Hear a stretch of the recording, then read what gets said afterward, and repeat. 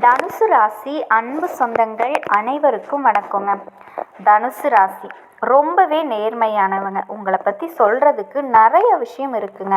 அமைதியானவங்க, அழகானவங்க, தான் கஷ்டப்பட்டாலும் பரவாயில்ல, தன்னை சுற்றி இருக்கவங்க எப்படியாவது நல்லா இருக்கணும் அப்படின்னு யோசிக்கக்கூடியவங்க. எல்லாரும் நம்மளை என்ன வேணால் பேசிட்டு போகட்டும், ஆனால் ஒரு நாள் நம்மளை பற்றி பேசுகிறதுக்கே மற்றவங்க யோசிக்கணும். நம்மளினுடைய கடினமான உழைப்பை நான் உயர்ந்து நிற்கும் போது மற்றவங்க அதை சொல்லணும். இதுதான் தனுசினுடைய இலக்குங்க. இவங்க ரொம்ப ஏழ்மையான நிலையில தான் இருந்திருப்பாங்க. அந்த மாதிரி வாழ்க்கையும் வாழக்கூடியவங்க. எந்த ஒரு விஷயத்துலையுமே பலவிதமான யோசனைகளுக்கு அப்புறமா தான் ஒரு முடிவை எடுப்பாங்க. அந்த மாதிரி வாழக்கூடியவங்க. ரொம்ப ரொம்ப அமைதியாக எந்த ஒரு விஷயமா இருந்தாலுமே நல்லா சமாளிக்கக்கூடியவங்க. பலவிதமான கஷ்ட நஷ்டங்களை தொடர்ந்து சந்திச்சுக்கிட்டே தான் இருக்கீங்க. அப்போவுமே மனசை தளர விடாமல் ஏதாவது ஒரு வகையில் மேலே வரணும் அப்படின்னு முயற்சி பண்ணிக்கிட்டே தான் இருப்பீங்க.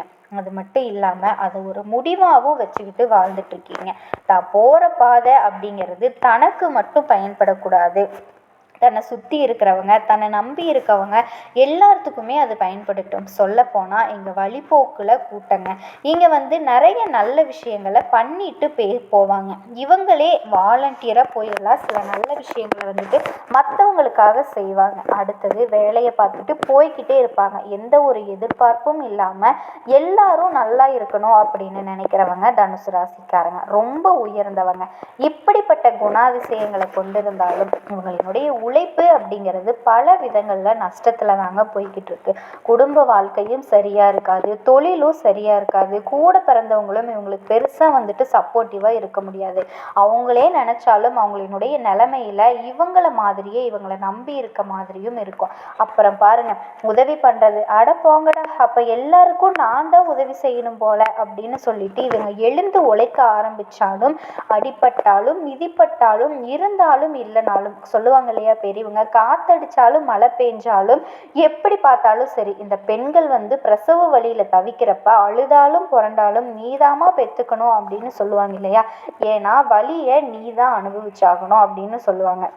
அந்த மாதிரி தாங்க என்ன பண்ணாலும் சரி, என்ன நடந்தாலும் சரி, தனுசு ராசிக்காரங்க தான் முழுமையான ரெஸ்பான்சிபிலிட்டியோட குடும்பத்தையும் சரி, எந்த சுத்து வட்டாரத்துலேயும் சரி இவங்க தான் நின்னாகணும். இவங்களினுடைய தலையெழுத்து இதுதான் அப்படின்னு கூட சொல்லி முடிக்கலாங்க. ஏன்னா பாரத்தை யார் தாங்குவாங்களோ அவங்களுக்கு தெய்வங்கள் தாங்க பொறுப்பு அதிகமாக கொடுப்பாங்க. ஸோ தனுசு ராசியை பொறுத்த வரைக்கும் இவங்களுக்குள்ள ஒரு 4-5 மலையை தூக்கி வைக்கலாம் போலயே அப்படின்னு கடவுள் நினைச்சிட்டார் போல. சுமை தாங்கிகளாக வாழ்ந்துட்டு இருக்கீங்க. எவ்வளவு பெரிய சுமை உங்கள் மேலே இருந்தாலும் சரி, இலக்கை நோக்கி பயணம் பண்ணுறதுல ஒரு நாளும் நிறுத்தினது கிடையாது. அதாவது சொல்லுவாங்க இல்லையா, ஓட ஓட முடியலப்பா, நடக்க முடியலப்பா அப்படின்னு, நகர முடியல, ஏதாவது ஒன்று முயற்சி பண்ணிக்கிட்டே தான் இருக்கீங்க. ஆனால் சும்மா இருக்காதுன்னு சொல்லுவாங்க இல்லையா, அது தனுசு ராசி எப்போவுமே ஃபாலோ பண்ணிகிட்டே தான் இருப்பீங்க. இப்படிப்பட்ட குணாதிசயங்களை கொண்ட தனித்துவமான தனுசு ராசிக்கு தலைப்பு பார்த்துருப்பீங்க. 32 வருஷத்துக்கு அப்புறமா அரியாசனத்தில் அமர போறீங்க. தனுசு அள்ளி அள்ளி கொடுக்கக்கூடிய நேரங்க. அடப்போமா, நான் எழுதி கொடுக்குறேன்னா எங்க நான் கொடுக்குற அளவுக்கு என்கிட்ட இருக்கு, அந்த கொடுக்குற அளவுக்கு இல்லைன்னு தான் உங்ககிட்ட சொல்றீங்க. என்னாச்சு, கடவுள் உங்களுக்கு கொடுத்தாங்க, அதை நீங்கள் என்ன செஞ்சுவீங்க, மற்றவங்களுக்கு அள்ளி கொடுத்துருவீங்க. அது யாருக்கா வேணா இருக்கலாம். ஸோ அள்ளி அள்ளி கொடுத்தீங்க, நீங்கள் திரும்பவும் மற்றவங்களுக்கு அள்ளி கொடுக்கக்கூடிய அளவுக்கு உங்களினுடைய பொருளாதார நிலை உயர்வுக்கு வரப்போகுதுங்க. எப்படி திரிகிரக யோகத்தினால, திரிகிரிய யோகமா அப்படின்னா என்னம்மா, அதாவது நமக்கு நடக்கக்கூடிய நல்லதுக்கும் கெட்டதுக்கும் கிரக நிலையோட அமைப்பு தாங்க பொறுப்பு. இப்போ நீங்களே ஒரு கஷ்டகாலம் வருதுன்னு வச்சுக்கோங்களேன், உங்களோட ஜாதகத்தை தூக்கிட்டு வந்தால் அந்த கட்டங்களை வச்சு தான் நாங்கள் உங்களுக்கு ஏன் இந்த மாதிரி நடக்குது, இதை நீங்கள் என்ன பண்ணணும், என்ன பரிகாரத்தினால இதை செய்ய முடியும் அப்படிங்கிறத நாங்கள் தெளிவாக சொல்லுவோம். இப்போ எல்லாத்துக்கும் அந்த நவ கிரகங்கள் தான் காரணகர்த்தாவாக இருக்காங்க. ஸோ அப்படி அந்த கிரகங்களினோட நகர்வை பொறுத்தும் கிரகங்களினுடைய சேர்க்கையை பொறுத்தும் நாங்கள் பலன் சொல்ல முடியும். அந்த வகையில் தாங்க இப்போ நடக்கக்கூடிய இந்த திரிக்கிரக யோகத்தினால, அதாவது 3 கிரகங்கள் ஒரு ராசியில் இணையிறதுனால இந்த யோகம் உருவாகி இருக்காங்க.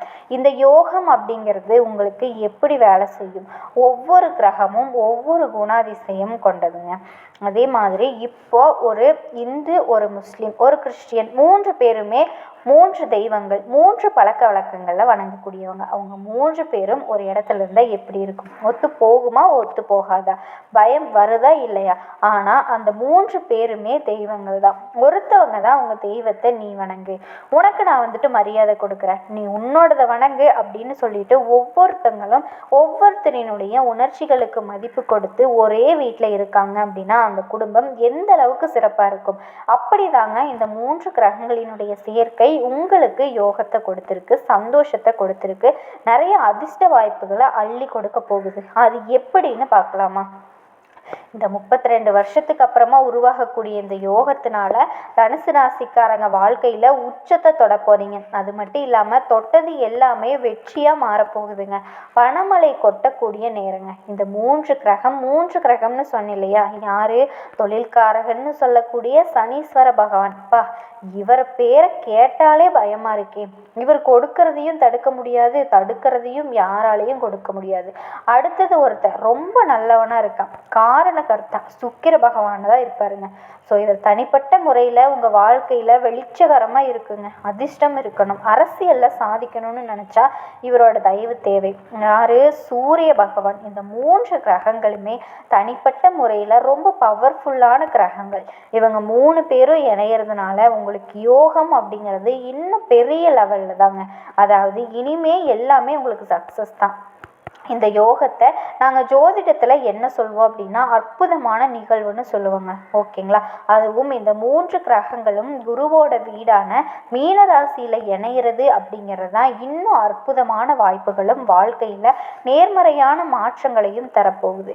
இந்த யோகத்தினால உங்களுக்கு அதிர்ஷ்டம் கிடைக்க போகுது, வெற்றி அடைய போகிறீங்க, எல்லாத்தையுமே சமாளிக்கக்கூடிய சக்தியை பெற போகிறீங்க. சமூகத்தில் உங்களினுடைய அந்தஸ்து உயரப்போகுது. இது மட்டும் இல்லைங்க, சொல்ல போனால் உங்களினுடைய தலைவிதியே மாறப்போகுதுங்க. தனுசு ராசியை பொறுத்த வரைக்கும் இந்த யோகத்தினால சாதகமான மாற்றங்களை பெற போறீங்க. வாழ்க்கையில் பல்வேறு துறைகளில் உங்களுக்கு வெற்றிகள் குவிய போகுது. இதே வேலையில் இருக்கீங்க, தனியார் துறையோ அரசாங்கத்துறையோ ஏதாவது ஒரு வேலை செஞ்சுட்டு தான் இருப்பீங்க, அதில் பதவி உயர்வு கிடைக்கும். இல்லைம்மா எனக்கு வேலையெல்லாம் இல்லை, நான் புதுசாக வேலை தேடிட்டு இருக்கேன், புதிய வேலை வாய்ப்புகள் கிடைக்கும், பெரிய முன்னேற்றத்துக்கான வாய்ப்புகளை பெற போறீங்க. அலுவலக பணிகளை பொறுத்த வரைக்கும் ஆண்களும் சரி பெண்களும் சரி உங்களினுடைய முயற்சிகளுக்கான வாய்ப்பும் உங்களினுடைய திறமைகளுக்கான அங்கீகாரமும் கிடைக்கும். கூட வேலை பார்க்கக்கூடிய சக ஊழியர்களோட ஆதரவின் காரணமாக நீங்கள் உற்சாகமாக இருக்க போகிறீங்க. அடுத்ததாக நிதி ரீதியாக நீங்கள் இழந்த பணத்தை கூட இப்போ பெற முடியுங்க. உங்களோட பணத்தை சேமிக்கிறதுல வெற்றி பெறுவீங்க. இது உங்களினுடைய எதிர்காலத்துக்கு பாதுகாப்பு கொடுக்கும். அதே மாதிரி தனிப்பட்ட வாழ்க்கையிலையும் சரி வணிக நோக்கங்களுக்காகவும் சரி நீண்ட தூர பயணம் போவீங்க. இந்த காலகட்டத்தில் மட்டும் நீங்கள் சரியாக பயன்படுத்திக்கிட்டீங்க அப்படின்னா உங்களினுடைய பல லட்சியங்கள் இப்போ நிறைவேற்றிக்க முடியுங்க. இனி நடக்கிறது எல்லாமே உங்களுக்கு நன்மைகளாக நடக்க போகிறதுனால இது சுபமான நேரம்னு சொல்லலாம், சுப யோகம்னு சொல்லலாம். இதனால உங்கள் வாழ்க்கையில் ஆறுதல் கிடைக்க போகுது, ஆடம்பர வாழ்க்கை வாழ போகிறீங்க, சொத்து சேர்க்கை இருக்குது, வண்டி வாகனம் வாங்குவீங்க, கூடுதலாக சொத்து வாங்குறதுக்கான அதிர்ஷ்டம் கூடி வந்திருக்குங்க. குடும்ப சூழல் உங்களுக்கு இணக்கமாக இருக்க போகுது. குடும்பத்தில் இருக்கவங்க கிட்ட உங்களினுடைய உறவுகள் அப்படிங்கிறது வலுவடைய போகுது. மேலும் இந்த காலகட்டம் அப்படிங்கிறது உங்கள் வாழ்க்கை துணைக்கிட்ட நெருக்கத்தை அதிகப்படுத்துங்க. உங்களினுடைய உணர்வுகள் எல்லாமே பலப்பட போகுது. இத்தனை நாளாக சட்டுன்னு உணர்ச்சி வசப்படுவீங்க இல்லையா? இனி அதற்கான வாய்ப்பே கிடையாதுங்க. யார் என்ன பண்ணாலும் சரி உணர்ச்சி வசப்படாமல் அதை அழகாக சமாளிக்கக்கூடிய நிலையில் வலம் வர போகிறீங்க. இதனால் சமூகத்தில் உங்களினுடைய இமேஜ் அப்படிங்கிறது மேம்பட போகுது. இதன் காரணமாக உங்களினுடைய மதிப்பு மரியாதை அப்படிங்கிறது உயர்வுக்கு வரப்போகுதுங்க.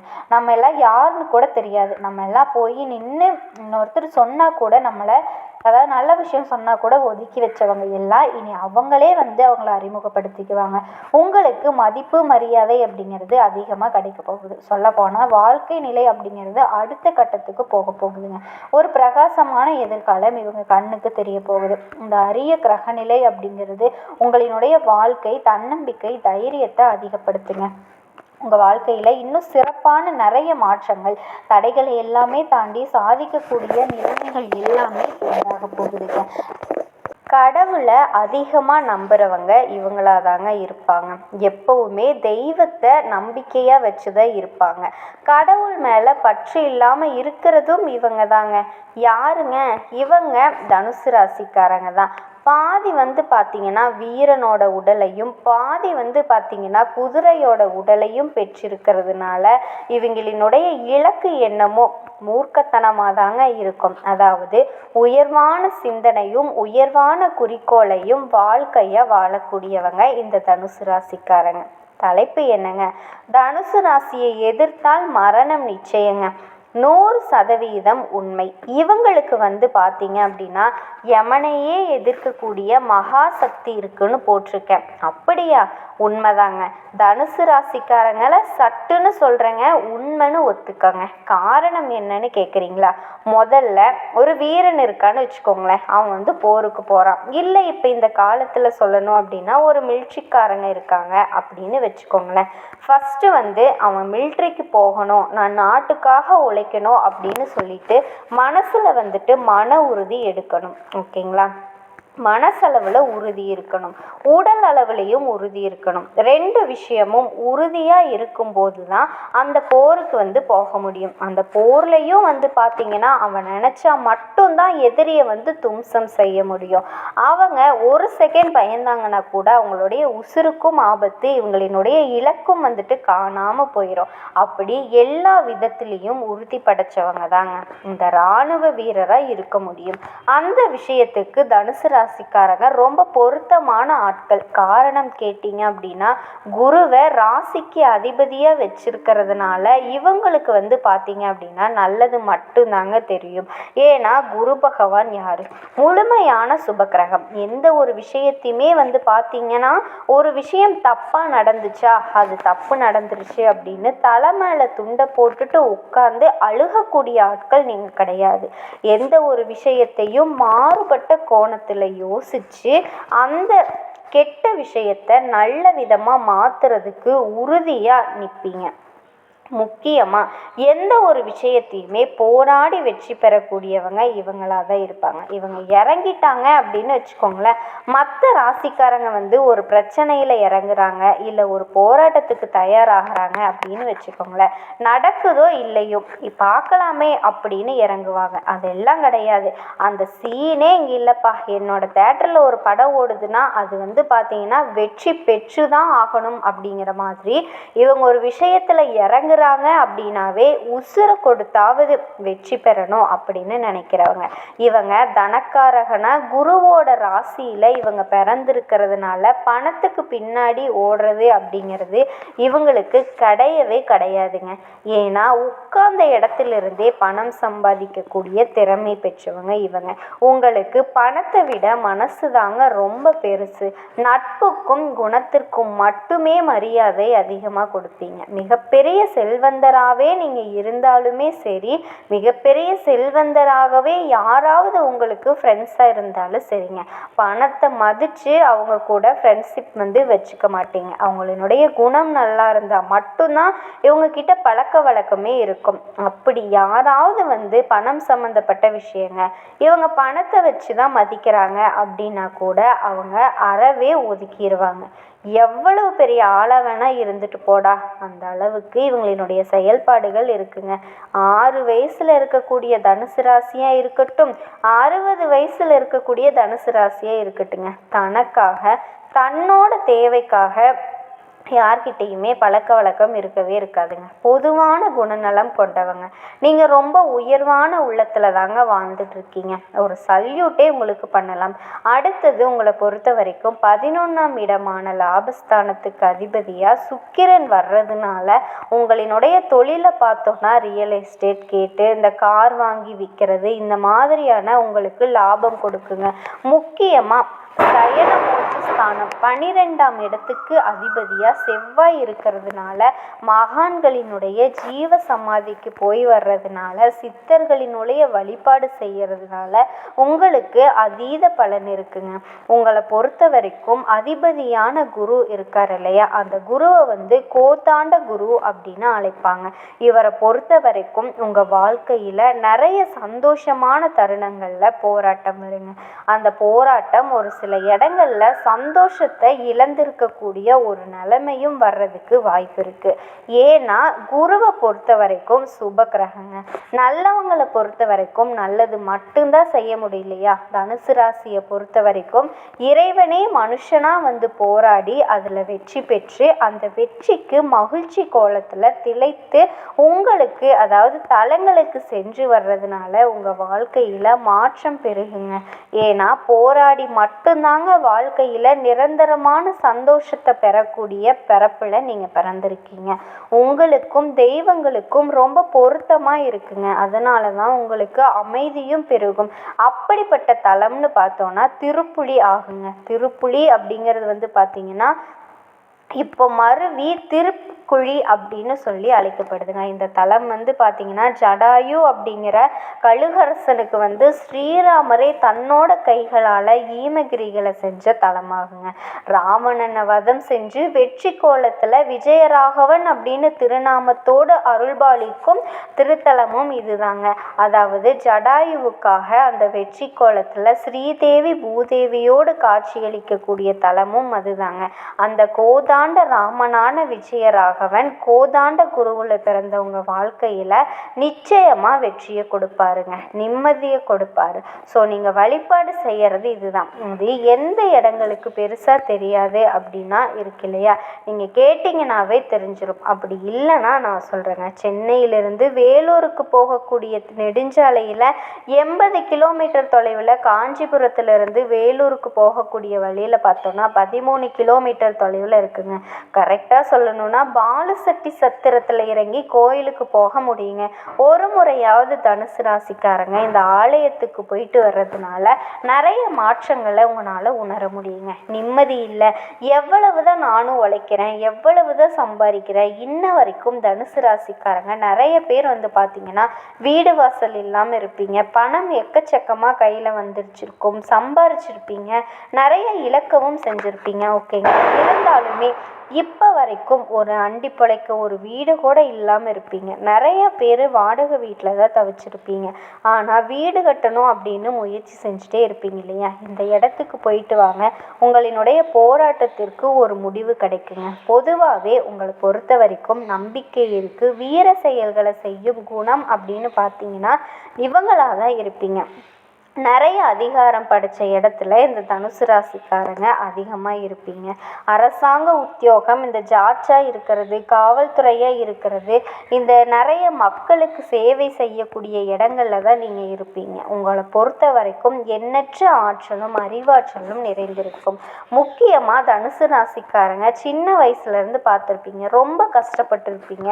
சொத்து இருக்க தான் செய்யும், செல்வந்தராகவும் இருப்பீங்க. ஆனால் சின்ன வயசுலேருந்தே பணத்து மேலே ஈர்ப்பில்லை. ஆனால் அதை வந்துட்டு சம்பாதிச்சு அது என்னதான் ஒரு கை பார்த்துடலாம் அப்படிங்கிற அளவுக்கு பணத்து மேலே உங்களுக்கு ஒரு வெறுப்புமே எப்போவுமே இருக்கதாங்க செய்யுது. அந்த மாதிரி தான் உங்களுடைய வாழ்க்கை வந்து இன்ன வரைக்குமே போயிட்டுருக்குங்க. வெளிச்சத்தை கொடுத்தாலுமே நிறைய பேருக்கு வந்து நீங்கள் சாப்பாட்டுக்கு உதவிகரமாக இருந்தாலுமே நிறைய துரோகங்களை வந்து நீங்கள் சந்திச்சிருப்பீங்க. நிறைய பேரை நீ சிப்போ அப்படின்னெல்லாம் விட்டுருப்பீங்க. ஏன்னா அவங்களால உங்களுக்கு என்ன சொல்கிறது, தலை போகிற அளவுக்கு எல்லாம் பாதிப்பை நீங்கள் அனுபவிச்சிருப்பீங்க. ஆனால் யாராலையும் உங்களை நெருங்க முடியாதுங்க.